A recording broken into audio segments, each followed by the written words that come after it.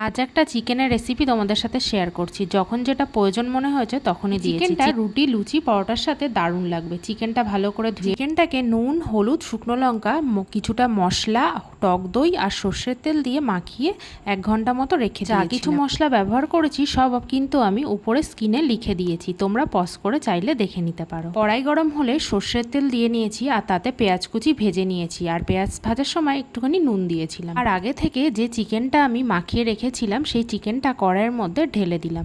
আর মশলাগুলোকে শুকনো খোলায় ভেজে নেব, ভেজে গুঁড়ো করে নেব। আর এই মশলা ব্যবহার করার ফলে খুব সুন্দর চিকেনটা খেতেও হবে। এত সুন্দর গন্ধ বেরোচ্ছে, রান্নাঘর গন্ধে পুরো মম করছে। শুকনো খোলায় ভেজে রাখা যে মশলাটা গুঁড়ো করলাম ওই মশলাটা চিকেনের মধ্যে ঢেলে দিলাম আর কিছুক্ষণ নেড়ে চেড়ে দিলাম।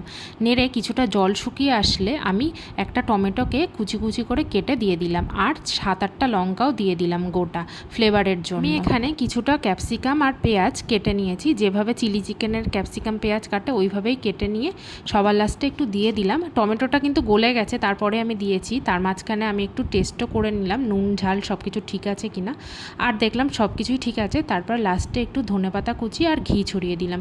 আর এটা আমি রুটির সাথে খেয়েছিলাম। আচ্ছা, এই চিকেনটার কি নাম দেওয়া যায় তোমরাই বলে দিও। রেসিপিটা কেমন লাগলো জানাতে একদম ভুলো না। চলো টাটা।